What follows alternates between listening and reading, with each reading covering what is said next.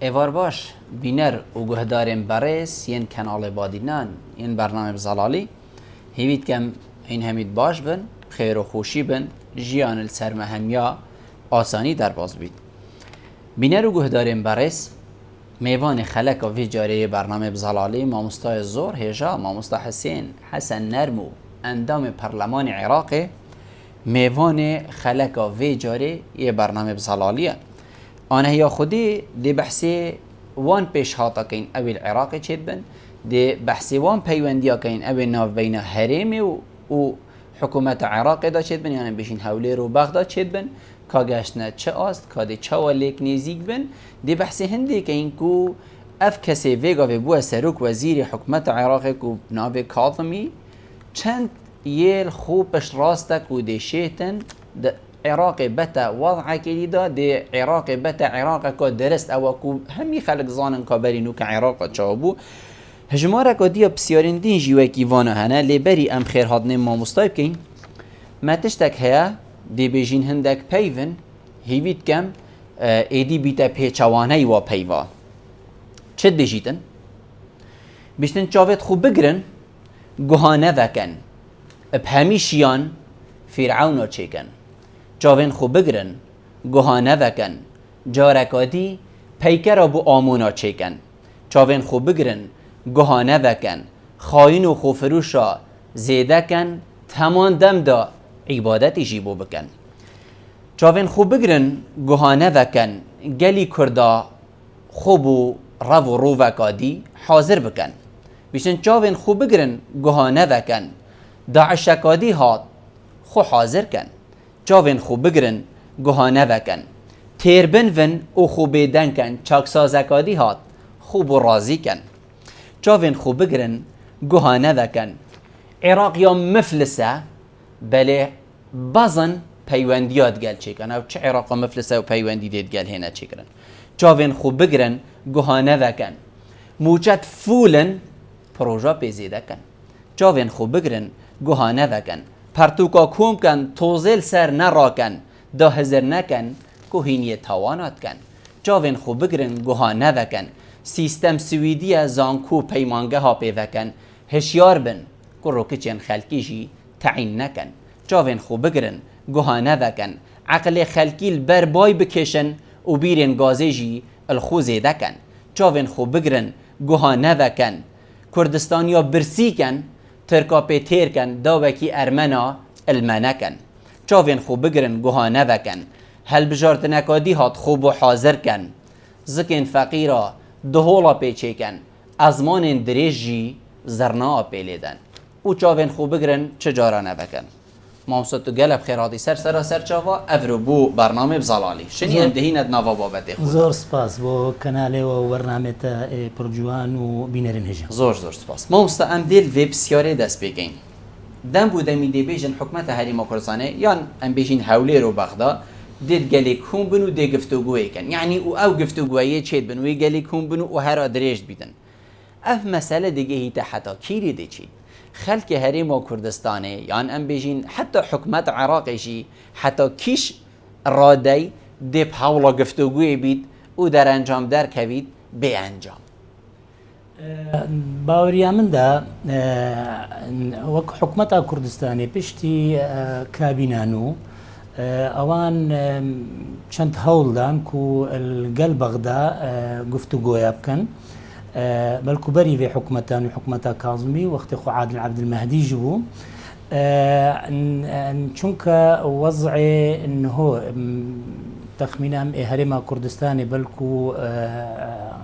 يعني برب خرابوني وچت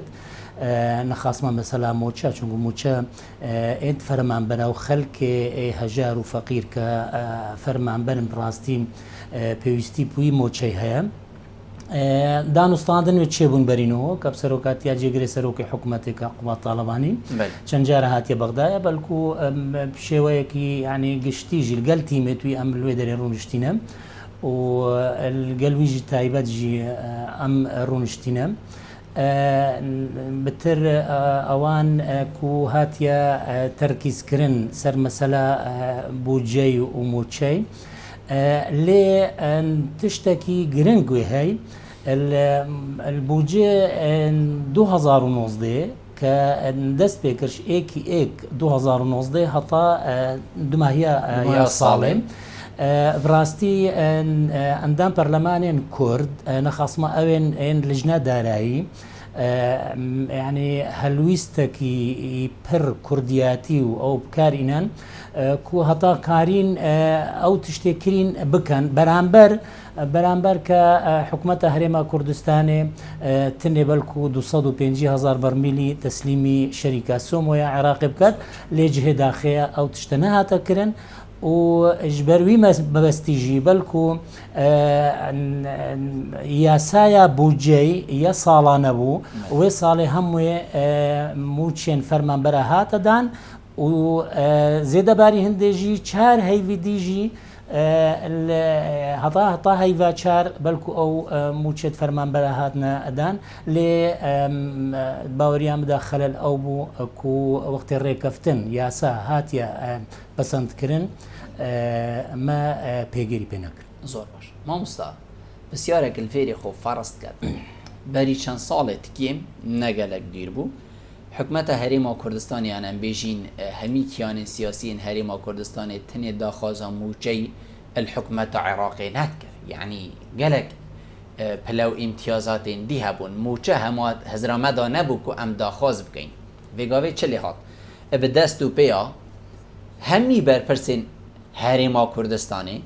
yetgenegar bû dev kesekê ku her kesekî bît ku serok hikûmetê Iraqê bîtin tenê daxwaza çi diketin موچê fermanberê Herêma Kurdistanê bê tedabînkirin û nayê tedabînkirin çi çêbû dva çend salê kêm da ku heta em bêjin sengê hikûmeta Herêma Kurdistanê sengê layenên siyasiyên Herêma Kurdistanê hosta xwe nizm ketin yan hosta em bêjin xwe li erdî bidetin axir berî çend sala bû me daxwaziyê gelekî mezintir kirin vêgavê em ê neşên bi hemî şiyanên xwe em ê neşên موچê fermanberê xwe bi tenê dabîn bikin راستا بري موچاي بلكو يعني ريكفتنا كابول 2005 ده وحطا بلكو چند سالا جي كبوجي هريما كردستاني او رجاي كابو كنت موجبي احصائيات موجود وهي كهفدش صدي بو هريما كردستاني بو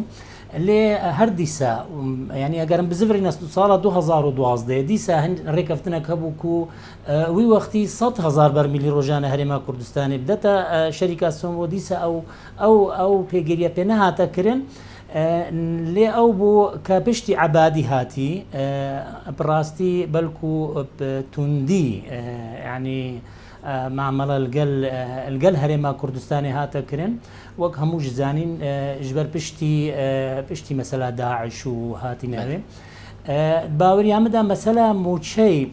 كبوچين هو زور يعني سركر ديد ما بلكو شان ديد ما اتشنا بغداد و تركيز سرتتا كرن ديارة هستيوان وزندو بوي برانبر خلق كردستاني برانبر موچخورا هستيوا شني زندو بو مامستا از باوريام ده يعني هستيوان ديارة زندو بو او خلق كفرمانبرن كماموستانا زانكونا همو او كردستاني بريفت بن و بشتي يعني أزمة اقتصادي هاتي ديارة شنو بيحسيان ونخاص ما بشتي وكموتشو بوجهات يبرج حكومة هريما كردستاني ديسا زلنا كمظن بلكو حكومة كافت وبفرمان بريد كردستان زور باش مامستا هندي كو جنابتا هايداري في بابتي بيتن بارا دمال ام بشين الحكومة مركزي حكومة عراقي تيتا بو هوليري بو چندي كو مرما موچه بي بيتا دان پاره دهید کو موچه پی بیدادن دبینیش نیش که کیفه پیش جاوین خلکی اتروجا نیورو روندا دبیشته اف پاره البخت هاتی بو فلان شریکی بو فلان چو بو دینا چو شریکیت کنه همی زانمیت کنه حکمت عراقی های وی تشتی هیا هایا ویل هندی هیا کو او پاره فرقی چی تبری که هنده کسا دار تبلید دسته که تینا پرن و هکر هایا وی تیده هبید بو چی اجراعات خوین یا ساینا کتن بسیار الگل گرنگا براستي وقتی گفتوگۆ تێنەکرێن نەخاسمە لێ دوماهەیە بێگومان پێ حسیان حکومەتە عێراقی ئەو ئاگداری هەبوو البەروێ چەندێژی وان خالەکە گرنگ کە ئیزافە کرد و ئەو ناوێن فەرمانبەرێن هەرێما کوردستانێ هەموو بدەنە حکومەتە عێراقی بەلکو ئەو ینی وەسا استعدادە خۆ دیار کرد حکومەتە عێراقی کو ئەو ڕێکە بانکێن خۆ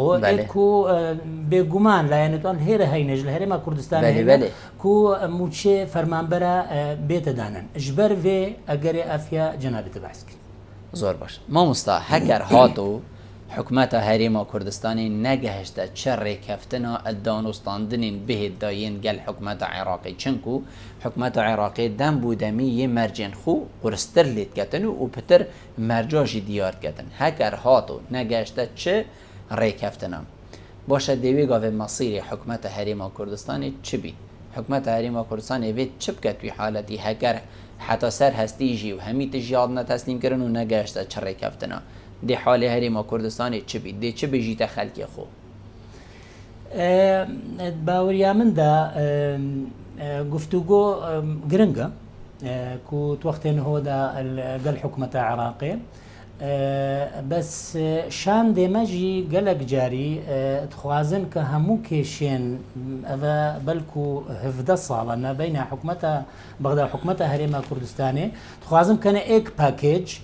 الگەل حکومەتە عێراقی و گفتوگۆ بکەم باوەرد کەم حکومەتە عێراقی نەڕازیە سەروان تشتە نەخاسمە هەندێک یعنی هەندێک کێشە هەینە بەلکو کێشێت یاسایی کە گرێدای مەسەرەن مادە 140 مادە 140ژی دووسێ خال هەینە یعنی کو بەری استیفتا بەری ریفراندۆم بێتەکردن سەر وان دەڤەرە ڕێکەفتن گەل حکومەتە عێراقی گەلەکە گرنگە بۆ حکومەتە هەرێما کوردستانی ئەگەر ببێن بەردەوام بن 4 ساڵێت خۆدا وەک حکومەتە هەرێما کوردستانی ئەگەر ڕێکەفتن نێنەکردن چونکە هەتانهۆ ئەوێت ئەم ینی ڕاستگۆ بین کە حکومەتان ویا کازمی هەتانهۆ 10 دەرگەهێن ئێن سنووری ئێن عەردی و ئێن بەحریژی ئەس باوەڕکەم بتنش 10 دروازên سنووری بێت هاتنە کۆنتڕۆڵکردن کە ئیرۆ ژیوان ئێعلان کرد یعنی ئەو قیادە عەسکەری کە ئەف هەر دروازنە هەموو هاتنە کۆنتڕۆڵکردنش لایە ینی قواتێک حکومەتە مستەفا کازمی ئەگەر ڕێکەفتن نێتەکردن لەوانەیە دروازن مەژد خەتەریەدا ئەم بێژین ڕێکەفتن هاتەکردن تو بێژی هەر ئەف حالەتە بینیت هەر ئەف دەواازە بمینە دەستی حکومەتە هەرێما کوردستانێدا یان دێ کۆنتڕۆلەکە دی بوو هێتەکردن دێ ئەم بێژین هەندێک ڕێکێندی هێنە بکار ئینان دێ سەرە دەریەکە دیت گەلفا دەواازە هێتەکردن چونکو هەکەر دەواازە هەر دەستی هەندێک مرۆڤدا بن و بۆ بەریکە هەندێک مرۆڤ بچەن ئاخر دێ سەر چ بنەما ڕێکەفتن هێنەکردن ڕێکەفتن وەختی بێتەکردن لازمە بن کۆنتڕۆلە حکومەتە عێراقیدا بێگومان چۆنگو بڕاستی منەوێت گەلک یعنی تشتا بەحس بکەین بەلکو دروازێن سنووری گەلک ینی سەرپێچی مخالفاتی بەس مامۆستا مەدوێت ئەم بەحەسکەین مەدوێت خەلکێک بزانین چونکو جەنابێتە ئەندامی پەرلەمانی عێراقیە خەلکێکی گەلک باوەریە داهاتە ئەڤروکەتە بۆ ڕاستیە بش سپاس ینی گەلک لوان دروازێن سنووری هەندێک سەرپێچی تێنەکردن ئەو گومڕکنە و ئەو پۆلیسێن وێ دەرێ ئەو هەموو سەر حکومەتە عێراقیوانە ینی موچێتوانوێتوان هەموو سەر حکومەتە عێراقیوانە لێ گەلک تشتادا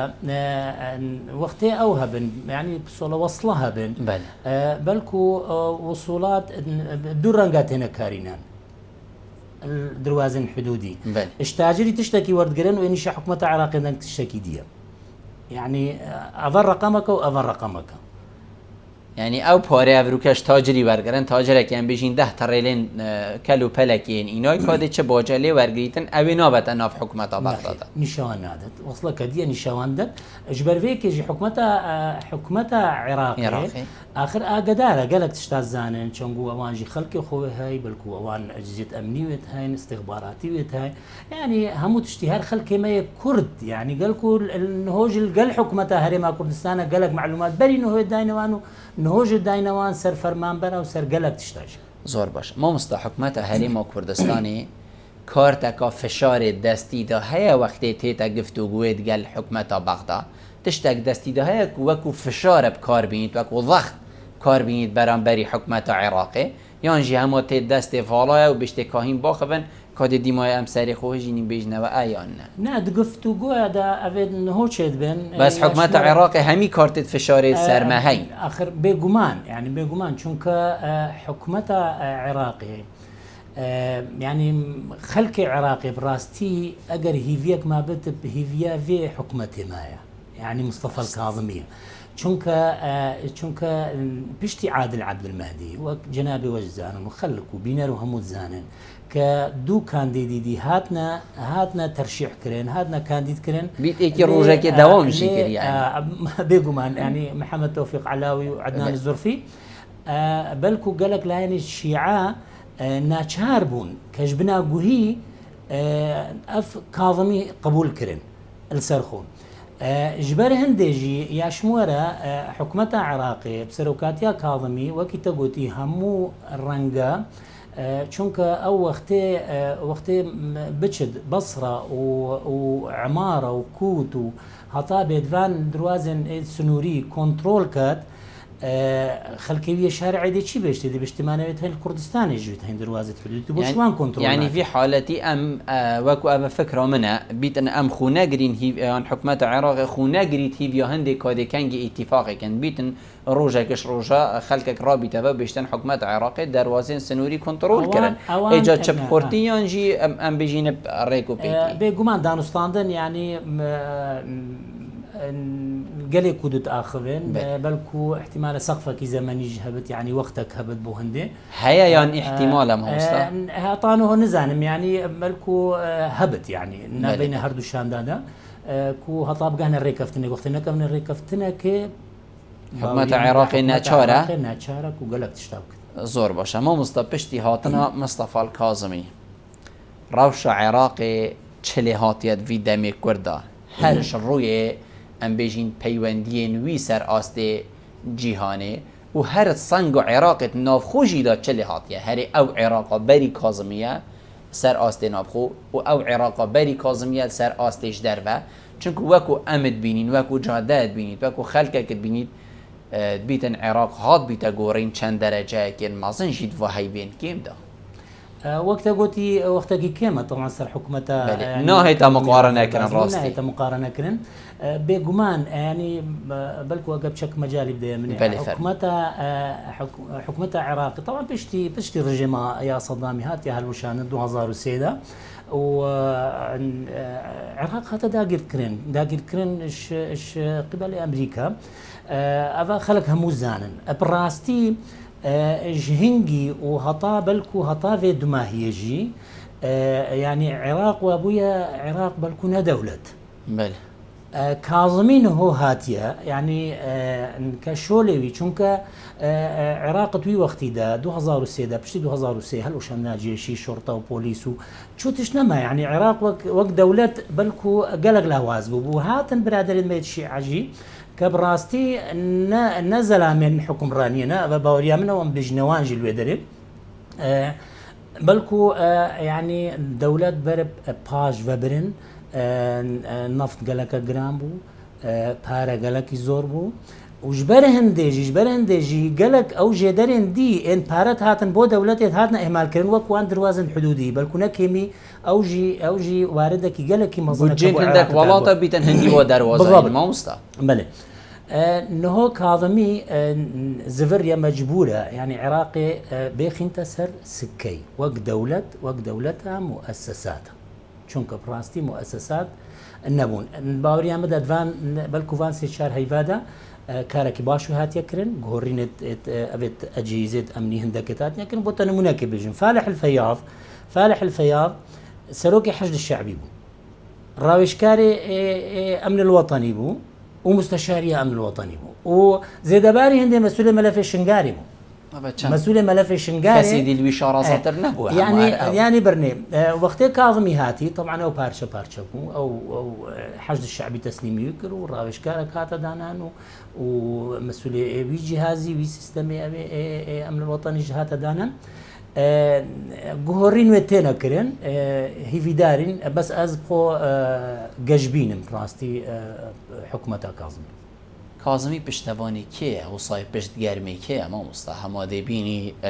بریارک دا و بریارک گلک قرص یعنی برینو که اسبوع بو اسبوعی و هیف بو هیف سال همید شو هر 4 سال سروک حکمتی چوین جنابتا چیتر مثلا چنکو کاری تلویره 4 سال سروک حکمتی چو ایکشوان ام بیشی نوری المالکی اف بریارت هندیوا دو سه حیوان نهاتی ندان یعنی بریار انحصا پیس و بین جیبه جیگرن نتنه بریار بیتن بیت لوح اعلان و کس پیتی بینه کتن پشت گرمی که اف مروفه که وصا بریار داد و بیت تنفیز کرن او بریاره و بیت وقتی داد اوید که خوب برینو کسرو که حکمتی جیبون هزرکا گلک آمازن لید کن زیترین همیا بیتن اوی تنفیز کرد بویه که کدا هندک ملفین دی کشف نبن پشت گرمی که بری بحثا کاظمی بکن وقبل کو سر است دولی يعني شر است هرمی جیم جادیه مهم بو خو پیشاندانت گرنگ بو اتهاتی نکرن العراقي باور بك حكومة عراقي هم واجهان برلمانتار هم واجهان خودي قالك خوجناين مدر بلكو قالك اشما نتشيا يعني نتزاني كانجي خو بيشاندر دي انت برلماني دا جارك ودي خود كيدر دا بشيرم ضغط شارعي قلقو قناعتام ضغط شارعي بشتفاني اكاظمية واوجي بيجيريب هندت كد نهوجي يعني اگر بيتو بلكو انتخابات بيش وقت هرچنده ما بحثنا كريا بينا كرن يا شمورة شارع ديل قلوي بت يعني نساجارك برینو که هر کسی با سروکی حکمت عراقی دست ایرانی حتی سر هستی یعنی هک سر هستی جینا با گلکش جرمی جید بری و دگهشته وی کسی دست حکمت ام بیجینیان دولت ایرانی چند الپشت یا ندگل یا دجی کاظمیه ما مستا نا حكومة إيران باوريا مدنا تشاربو يعني كبيدنج بت نا چنگو بگاوه بیدنگیه که هی وکی کتبیش یک هزریت خود کرد که دل کیری تشتگ بکوید بس خود پارزی نا تشاربو بیدنگ بن نخاص ماجي بشتي كشتنا يا قاسم سليماني وابو المهدي المهندس او يعني إيراني اوك ليدا وك يعني ستوبا كليدا بيدنج بو چونكي شارع عراقي قالك القال كاظمي بو يعني مجبور بنا تشار بو وكيم قلت دو كانديد هادنا كانديد كرن بس سرنا قرتن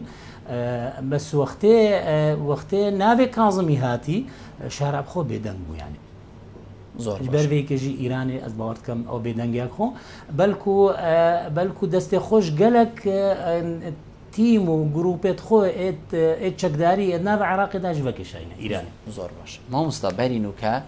مقتضى الصدر ایکش وا کسابو کو جاد عراقی همید شلقاند ویا با خلق بیت سر پرلمانی دینا ویا با جاده گردبانا جادت گرد ویا با آواهی صدبانا آواهی یعنی تشتیوی ویا با همات کرد او تا تناف خلقیشی گلکی اعتیادی اف مرو و زوره بیدنگه دنک نمایه نه لوینا جاده دا نه ام بیجین هادنا سر پرلمانی چه اگره اره پشتوانه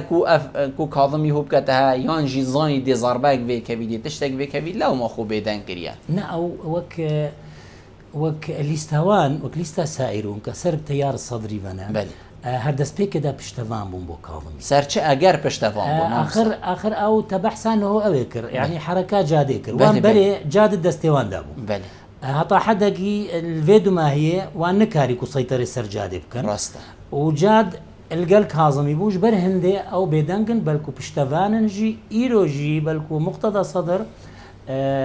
يعني جبروي او تشالقوانم يا مدني يا الماني وقتي هات يا بردان بشتي هولي حكومته وكسروك وزيرو ووزارة ناوخوها پشتوان بویا بو وی چندی زور باش ما مستهم دهین سر هل بجارتنین پیش وقت یعنی حکومتا ویگاوه دهین انجام دان یا جی دی اف هل بجارتنه نه هین انجام دان حتی وقتی واب خوتید یک پیش وقت دهین اگرن ما مستهم زانی برنامه حکومی کاظمی که وقتی هاتی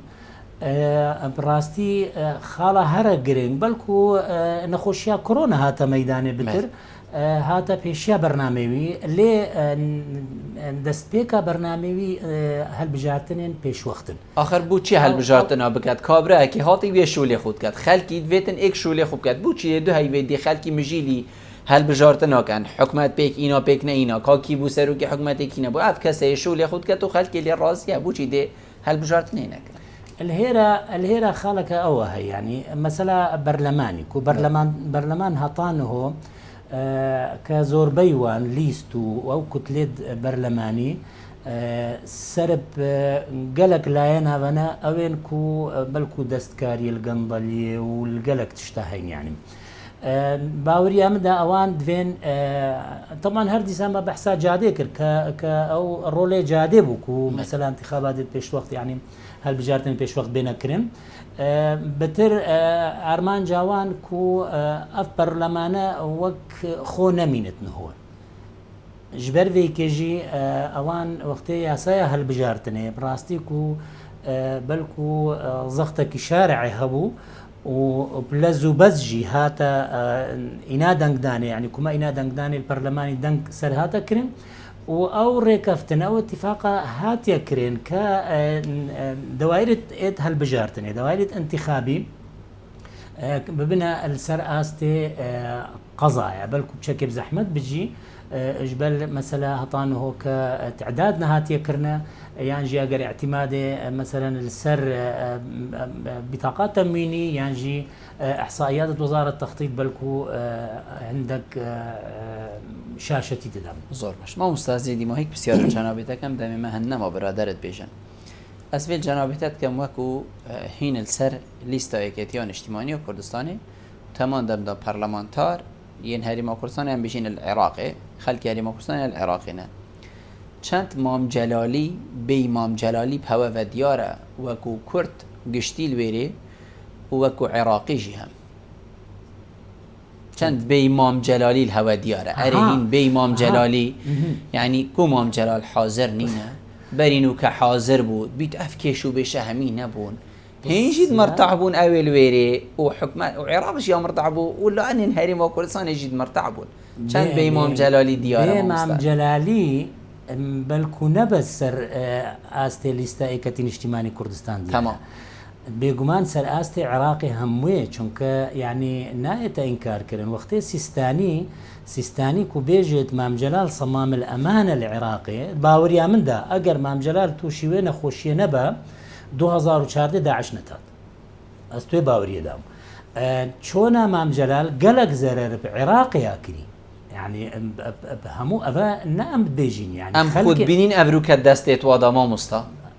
ام اعترافت كين لان هري ما كردستاني وقتين دفع اعترافت كان كو ام كاتين دست هندك ودا كو بر اگر هندك مام جلالت قال والله هي اگر وجدان بيت اعتراف بكن وزاننجي چونكو بينن هرول ويري وكغار وهر ورا بيغمان تزانن مام جلال براستي اسطوره بو البغداد يعني أبي رولك هبو يعني معروف بالويدري برادران قلب جاري يعني سرو كومار بو بروتوكول هبو سرو كومار يعني افراوش كاريتي بو ما قوتيا قوتي ما تقو مام تو دل هيرا سكني ميفانك ديت ايش درفتو افجيتها قوتي هطام تشوينا بيشيا ميفاني دابين او هاتيا دري بيشيا ميفاني قوتي كرو عيب اخر ميوانا دبي حازم يعني مروفك بهمو انسانك متكامل بو بلكو باخلاق بو سياسة مداركي منظم بو السر آستي بلكو اني ودولتي وبراستي تشوناوي خسارة كمنظم بو عراقي وبايكتين اجتماعي كردستان بيقمان هيفيد كاملانين كردي فيد اشتي بزانن تايبة داماتينا بعد وقفت وقويت كان ما مستا زور سوباز بوتاك وتو ميفان بوي قلبه زور بینر و گهدارین برس سپاس بواجی که وانگ بینر و گهدارین مبون خلکین دهاتی داد برنامه بزرالی هکرش کرم آخو بینر و گهدارین مبن ده سپاس دار بین خاطره